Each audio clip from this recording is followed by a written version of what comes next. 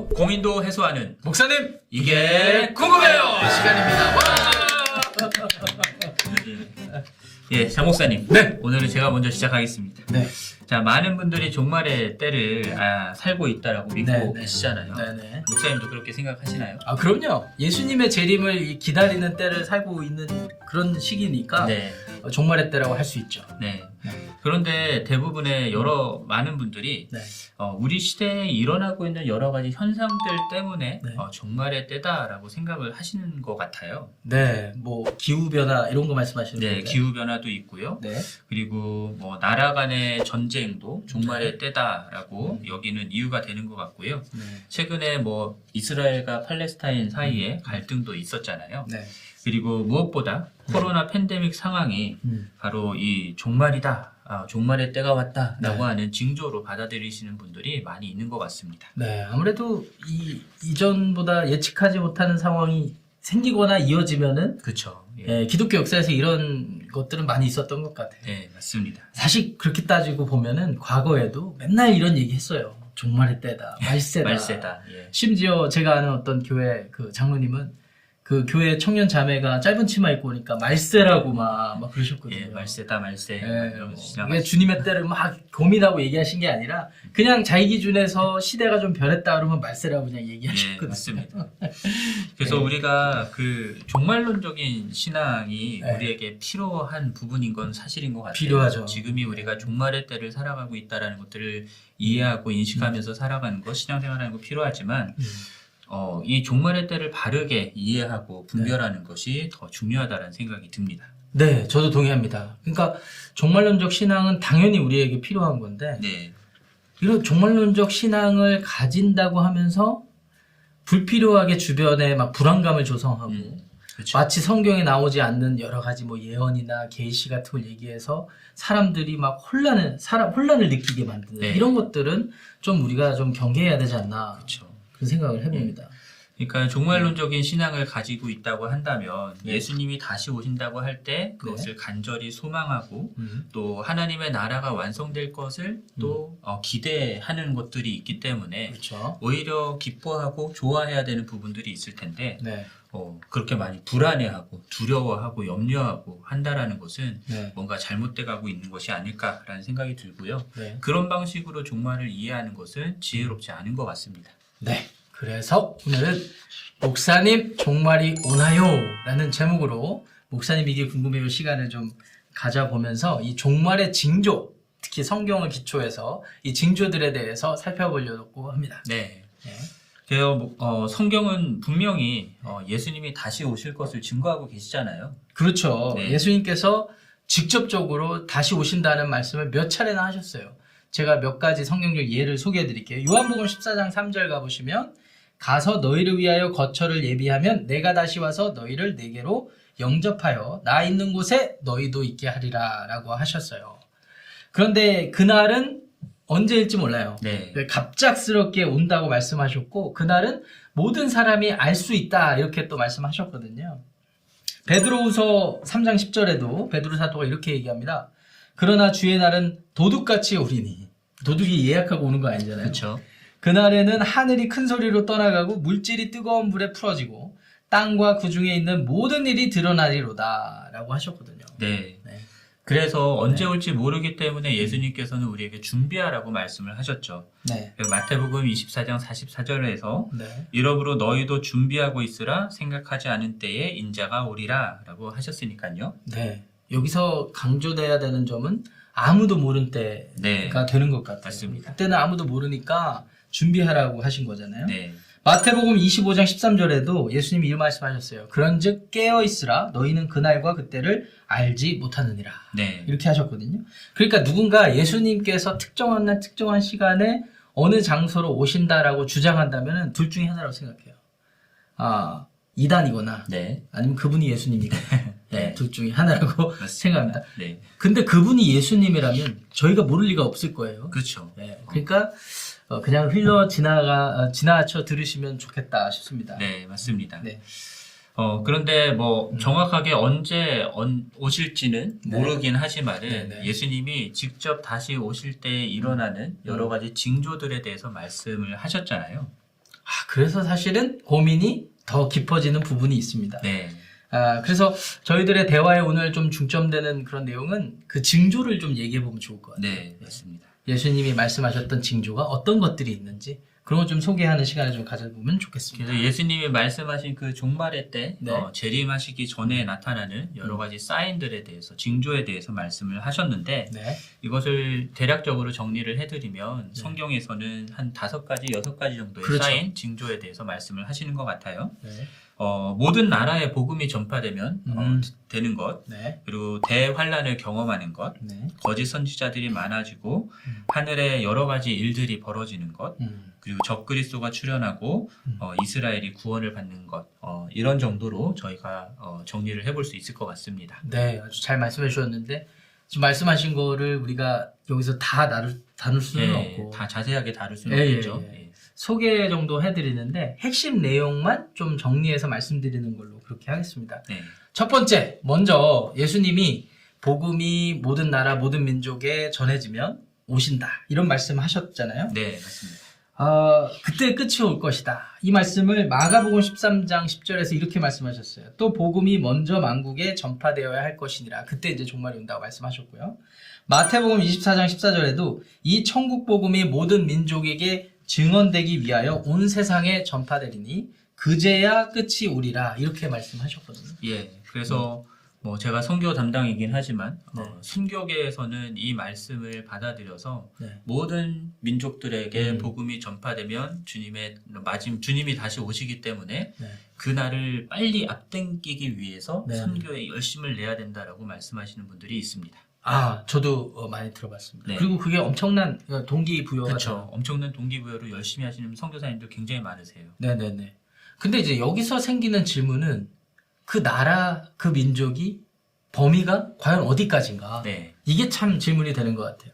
과연 유엔에 가입된 나라들만 해당되는 것인가? 민족은 진짜 어느 민족까지 얘기해야 되는가? 이런 질문이거든요. 네. 이 구분이 중요한 이유는 이 모든 나라, 이 민족에게 복음이 전해져야 되는데 만약에 우리가 알지 못하는 상황에서 이미 복음이 다 전해졌던 거라면 사실 그럴 수도 있지 않습니까? 네네. 생각을 해보면 그럼 예수님의 재림은 이미 이제 시간 문제인 거잖아요. 그렇죠. 예. 이미 이루어졌어야 됐거나 예. 시간 문제이거나. 네네. 그래서 실례로 뭐 존 칼빈, 마틴 루터, 뭐 당대의 종교개혁가들은 그때 당시에는 유럽이 이미 거의 기독교 국가였고, 그렇죠. 그죠? 역사적으로 콜럼버스가 아직 바다를 건너지 않은 그때였잖아요. 네. 그러니까 대부분 이 모든 나라 민족이 복음을 받아들였다라고 봤잖아요. 네, 맞습니다. 제가 몇몇 주석을 찾아보니까 그런 해석들을 많이 했더라고요. 그때는. 네네. 그게 대세였어요. 그때는. 맞습니다. 그렇게 생각해 보면은 이미 이루어졌다라고 또 보는 거니까. 그쵸. 참 판단하기 힘든 것 같아요. 네. 그리고 사도 바울도 골로새서에서 네. 이렇게 말씀을 하죠. 네. 골로새서 1장 5절 6절에 너희를 위하여 하늘에 쌓아둔 소망으로 말미암음이니 곧 너희가 전에 복음 진리의 말씀을 들은 것이라. 이 복음이 이미 너희에게 이르매 너희가 듣고 참으로 하나님의 은혜를 깨닫는 날부터 너희 중에서와 같이 또한 온 천하에서도 열매를 맺어 자라는도다. 네. 예, 여기서 말하는 온 천하에 복음이 열매를 맺어 자란다라고 하는 이 바울의 말에서 온 천하를 어떻게 이해해야 하는가? 네. 라는 질문이 남는 거죠. 네. 그래서 모든 나라, 모든 민족에게 복음이 전해졌다 또는 앞으로 계속해서 전해지려면 아직 멀었다라고 하는 이런 주장들에 대해서 우리들이 어느 한쪽으로 쉽게 단정 짓기는 어렵다라는 것들을 이해를 해야 할 것 같습니다. 지금 말씀하시는 포인트를 제가 이해했습니다. 그러니까 그렇게 볼 수도 있고 이렇게 볼 수도 있는 예. 여지들이 다 예, 있으니까 맞습니다. 이게 단정 짓지는 말자 예. 이거잖아요. 그렇습니다. 네. 그래서 네. 아직 몇몇의 미전도 종족이 남아있으니까 여기까지만 요 남아있는 미전도 종족까지만 다 전도가 되면은 그러면 마지막 때가 온다라고 이해하는 것은 어떤 면에서는 좀 위험한 부분이 있을 것 같아요. 충분히 위험하죠. 예. 사실은. 그냥 우리가 중요한 건 이겁니다. 그러니까 아직 복음을 듣지 못한 미전도 종족들이 있어요. 있죠. 그 미전도 종족들에게 복음을 전하는 건 너무너무 중요한 거고 복음을 당연히 전하기 위해서 노력해야 되죠. 네. 근데 그거가 다 되고 나면은 내가 생각하는 그것까지가 다 되고 나면은 예수님이 다시 오신다라고 생각하는 건 어떤 면에서는 우리가 그 때를 정해버린 것이 아닐까 싶은 생각도 들어요. 그렇죠. 시와 때에 대해서는 정말 그런 면이 분명히 있는 것 네네. 같아요. 그리고 또 어떤 분들은 선교 전략을 짤 때도 이미 뭐 캐톨릭 국가나 뭐 기독교 복음이 들어간 나라들은 아예 노력을 기울이지 않고 네. 뭐 한 노선을 따라서 이렇게 뭐 예를 들면은 예루살렘으로 가는 어떤 무브먼트 뭐 그런 거 있지 않습니까? 뭐 그거 다 잘못했다고 얘기할 수는 없겠지만 그런 식으로 집중을 막 그렇게 한다면은 복음 전하는 것 자체가 목적이 아니라 종말이 목적이 되는 거니까 네. 그 부분도 참 어려운 부분이 되는 것 같아요. 네, 평 맞습니다. 판단하기가. 예. 그리고 또 이런 것도 있잖아요. 저희가 판단할 수 있는 나라와 종족들의 범위가 과연 어디까지인가. 그렇죠. 2021년 현재 파악된 미전도 종족이 뭐 얼마나 되는지 저 정확한 수치를 제가 잊었는데 그것만 그 종족만 전도하면 되는가? 혹 우리가 알지 못하는 종족이 또 존재할 수도 있는 거잖아요. 그렇죠. 예. 뭐 옛날에 저 초등학교 때 부시맨 영화 보면서 아 저런 종족도 있었구나. 라는 종족들이 어디에선가 또 있을 네, 수 있는 있을 수 거니까. 예, 맞습니다. 외계인도 사실은 미전도 종족일 수 있는 존재한다면은 예. 그러니까 이런 막연하긴 하지만 저희가 판단하기가 참 어려운 부분이 많다. 맞습니다. 이런 생각을 좀 하게 됩니다. 네. 그래서 결국 중요한 거는 아직 복음을 듣지 못한 나라 이런 종족 민족들에게 복음이 전해지는 것 자체가 중요한 것이지 그것에 헌신하는 것 자체가 중요한 것이지 뭐 빨리 그렇게 해야지만 주님의 재림을 앞당길 수 있고 주님의 재림이 와야 되니까 우리가 그걸 해야 되는 건 또 아니라고 생각이 들어요. 네, 동의합니다. 예. 네. 그러다가 뭐 재림 하시면 좋은 거고요. 그쵸. 그냥 우리는 힘 닿는 데까지 복음 전하고 하나님 나라를 우리가 또 뭐라 그럴까요? 하나님 나라를 설명해 드리고 또 그들에게 이렇게 실현해 드리는 그런 것들을 하면 되는 거 아닌가라는 예. 생각을 해봅니다. 맞습니다. 네. 그럼 두 번째로 이제 대환란에 대해서 좀 나눠보도록 하겠습니다. 네. 예수님께서도 분명 한 번도 경험해보지 못한 대환란이 임할 것이다라고 분명하게 말씀을 하셨죠. 네. 그래서 마가복음 13장 8절에서 민족이 민족을 나라가 나라를 대적하여 일어나겠고 곳곳에 지진이 있으며 기근이 있으리니 이는 재난의 시작이다라고 말씀하셨고요. 그래서 나라 간의 전쟁이 일어나는 거, 네. 분쟁이 일어나는 거, 지진 또는 기근과 같은 이 재앙들이 일어나는 거, 이것들이 모두 다 종말의 사인이다라는 말씀을 하셨어요. 또 마태복음 24장 21절에서는 이는 그때에 큰 환란이 있겠습니다. 창세로부터 지금까지 이런 환란이 없었고 후에도 없으리라. 그날들을 감하지 아니하면 모든 육체가 구원을 얻지 못할 것이나 그러나 택하신 자들을 위하여 그날을 감하시리라 라고 말씀을 하셨습니다. 야, 이렇게 말씀 들어보면 분명히 재난이 일어나고 전쟁이 일어나는 것 자체가 예수님이 재림하시는 거랑 연관성이 있는 것 같네요. 예, 그렇죠. 네.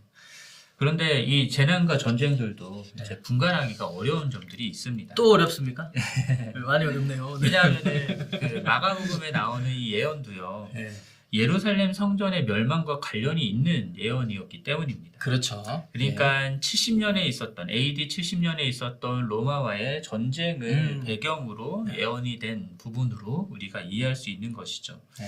그런데 이렇게 생각을 하면은 예수님이 다시 오시는 것이 지금까지 그러니까 거의 그 2000년 가까이 지난 지금 시점까지 이루어지지 않은 것이기 때문에 과연 그 전쟁이 그때 AD 70년의 전쟁이었을까라고 하는 부분도 이제 판단하기가 어려운 점이 있는 것이죠. 맞습니다. 이게 분명히 성경 해석과도 연결되는 건데 네. 마가복음 그 본문에서도 성전이 무너질 거 성전과 관련된 문맥이었거든요. 맞습니다. 그러니까 예수님이 슬퍼하셨어요. 애통해하시고 그렇게 따지면은 많은 학자들 이게 저희들 주장이 아니잖아요. 많은 네. 학자들이 AD 70년에 이미 이 일이 일어났다라고 보는데 그럼 예수님이 오신 건가? 재림하신 건가? 또 그건 아니거든요. 아니죠.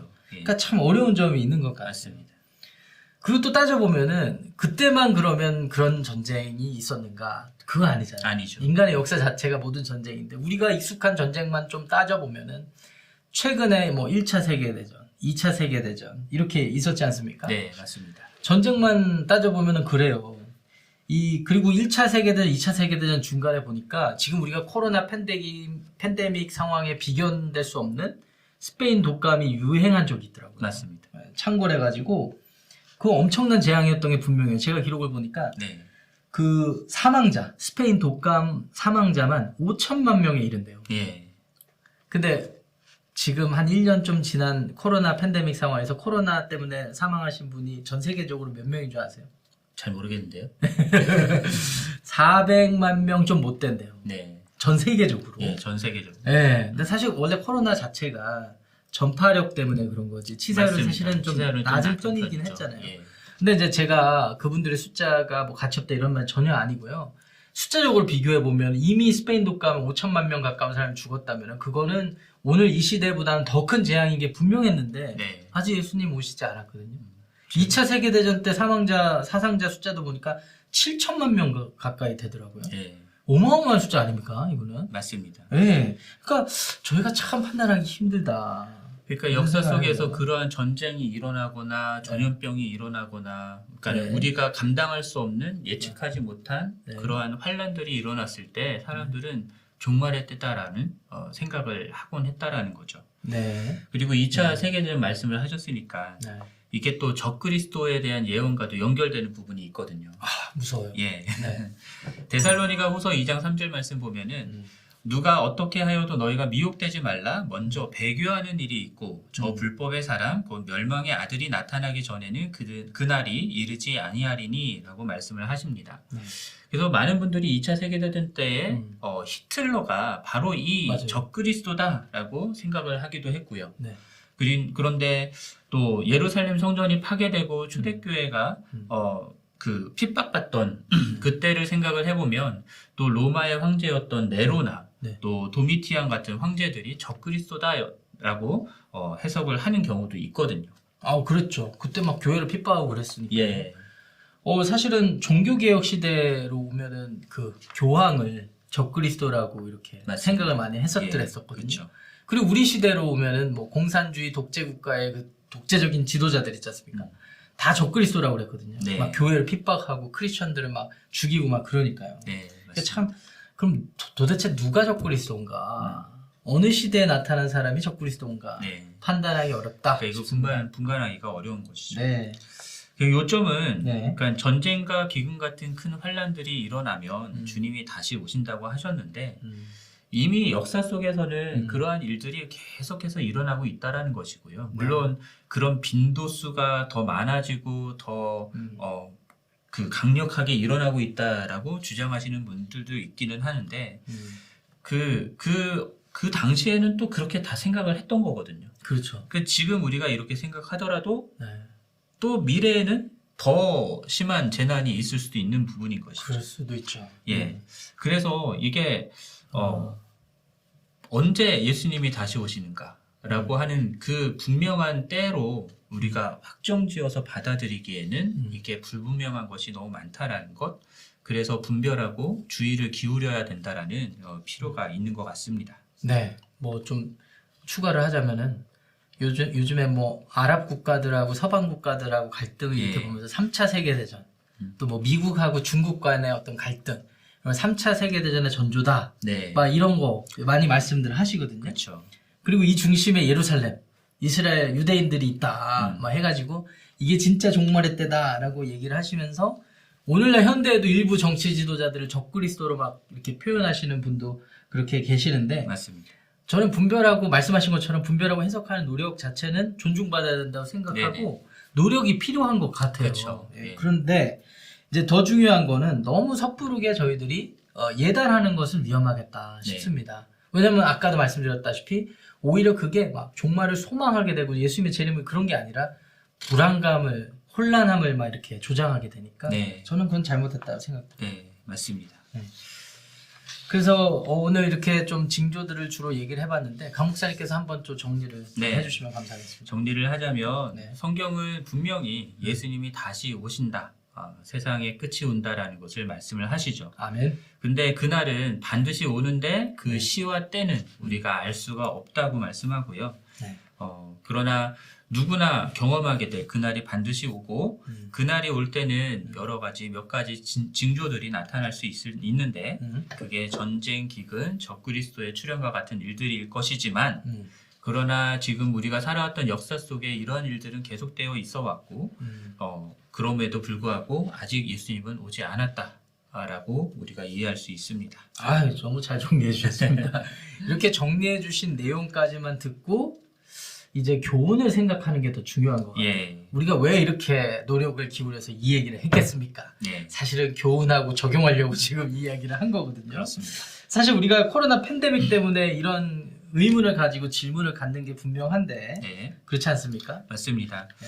그런데 이런 시대적인 어떤 그 사건들이나 네. 이런 환란이나 이런 문제들을 우리가 어떻게 이해해야 될까라고 노력하면서 이해하는 건 너무 중요한 부분이지만 그것보다 더 중요한 거는 지금 우리가 종말의 때를 살아가고 있다라는 인식을 가지고 네. 종말론적인 신앙을 갖는 것이 더 중요한 부분인 것 같아요. 네. 그렇기 때문에 뭐 종말의 때가 뭐 어제 오늘의 일이 아니고 모든 성도들이 이 종말의 때를 살아가고 있다라는 인식을 가지고 이때 우리가 하나님이 우리에게 주신 사명을 충성되이 감당하고 그리고 그 일상의 삶 속에서 그것들이 이루어 나가는 것이 너무 중요한 부분이라는 생각을 해봅니다. 네, 저도 동의해요. 그러니까 코로나 팬데믹을 우리가 다 같이 경험을 하고 있는데 이게 뭐 불안을 조장하고 혼란스러운 그런 교훈이 아니라 예수님의 재림에 대한 분명한 이해 이걸 한 번 더 각인하고 그것 때문에 우리의 경건 생활, 거룩한 삶이 한 번 경고를 받고 또 소망을 품게 되는 그런 방향이면 적절하다는 생각이고요. 이 뭐 코로나 상황 자체가 예수님의 재림의 징조라고 한들 뭐 크게 달라지는 게 있을까라는 생각을 저도 합니다. 네. 사실은 정신 차리고 소망을 가지고 주변 많은 사람들에게 예수 그리스도를 증거하고 가난한 사람들, 어려운 사람들 돕고 섬기면 그뿐이라고 생각하거든요. 네. 네. 그래서 그저 우리에게 주어진 하나님이 우리에게 허락하신 그 네. 자리에서 네. 우리에게 맡겨진 사명을 잘 감당하고 주님이 다시 오실 것을 기대하는 마음을 가지고 계속해서 성실하게 신앙생활을 해나가는 것 그것이 우리가 해야 되는 일이 아닐까 생각합니다. 할렐루야. 감사합니다. 성도 여러분, 주님은 반드시 오십니다. 네. 시대를 분별하시되 여러분 소망을 잃지 않으시길 바라고요. 네. 또 맡겨진 모든 일들을 신실하게 감당하시기를 바랍니다. 네, 감사합니다. 목사님 이게 궁금해요. 오늘 시간은 여기까지 일단 정리하는 걸로 하고요. 네. 그동안 성도님들 시청해 주셔서 너무 감사합니다. 아쉽게도 저희들이 이제 목사님 이게 궁금해요. 저희가 11화까지 네네. 했고요. 다른 프로그램도 있었는데 오늘 방송을 마지막으로 패스터스 커피 타임 그 모든 그런 내용들을 컨텐츠들을 마무리 짓도록 하겠습니다. 물론 뭐 아예 안 하겠다는 말은 아니지만 네. 저희가 이제 여러 가지 뭐 희망을 갖는 그런 소식들이 업데이트되고 그러니까 이제 현장의 예배나 모임에 집중하려고 합니다. 그래서 오늘 여기까지 패스터스 커피 타임을 마무리 지으려고 하는데요. 목사님 어떠셨어요? 패스터스 커피 타임이 아니더라도 그 안에 우리가 이제 새로운 프로그램 했잖아요. 지난번부터. 예. 목사님 이게 궁금해요. 이걸 했는데 소감 좀 말씀해 주세요. 하시면서. 하면서 네. 그러니까 평소에 네. 그러니까 생각만 하고 정리하지 않았던 여러 가지 것들을 성도님들이 주시는 그런 네. 그 질문들이나 네. 또는 저희들이 생각해냈던 부분들 그런 것들을 통해서 정리할 수 있고 또 생각해 볼 수 있는 좋은 기회였다는 생각이 들고요. 네. 그리고 또 특별히 우리 장한용 목사님하고 네. 이렇게 호흡을 맞춰서 이게 나름 케미가 잘 맞는 그런 기회를 가질 수 있어서 네네. 좋은 시간이었던 것 같습니다. 예, 저도 많이 들었어요. 의외로 저는 그 의외라는 말이 조금 어폐가 있었다고 생각하는데 의외로 목사님하고 저하고 호흡이 잘 맞았다. 네. 말씀하는데 저도 동의하는 것 같아요. 목사님 이거부터 시작해서 그러게요. 네. 저도요 강 목사님이랑 이렇게 하면서 참 교제도 하게 되고 좀 참 좋았어요. 이렇게 개인적으로 참 좋았고 그리고 전 또 좋았던 게 그 어떤 성도님이 사연 보내주시면은 비록 저희가 지금 여러분들이 이 상황을 지금 어떻게 보셨으면 좋겠는데 카메라 보고 지금 하는 거거든요. 굉장히 어색한데 사연이 이렇게 들어오니까 아 이게 우리가 지금 맞닿아 있다, 소통하고 있다. 지난번 사연 같은 경우는 네. 또 우리가 피드백 그렇죠. 말씀을 또 예. 사연을 보내주셨잖아요.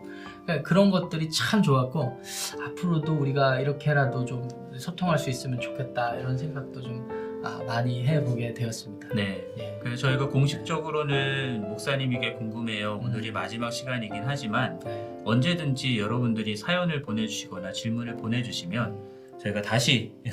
호흡을 맞춰보도록 하겠습니다. 그날과 그때는 아무도 모릅니다. 돌아옵니다. 네. 네. 목사님 이게 궁금해요. 패스터스 커피 타임. 일단은 저희도 여기까지 하는 걸로 하겠습니다. 네. 네.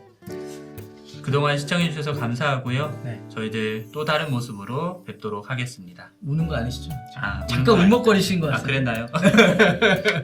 네, 성도 여러분 그동안 너무 감사드리고 앞으로 또 뵙는 날을 기대하고 또 그날까지 여러분들 건강하시기 바랍니다. 성도 여러분 감사합니다.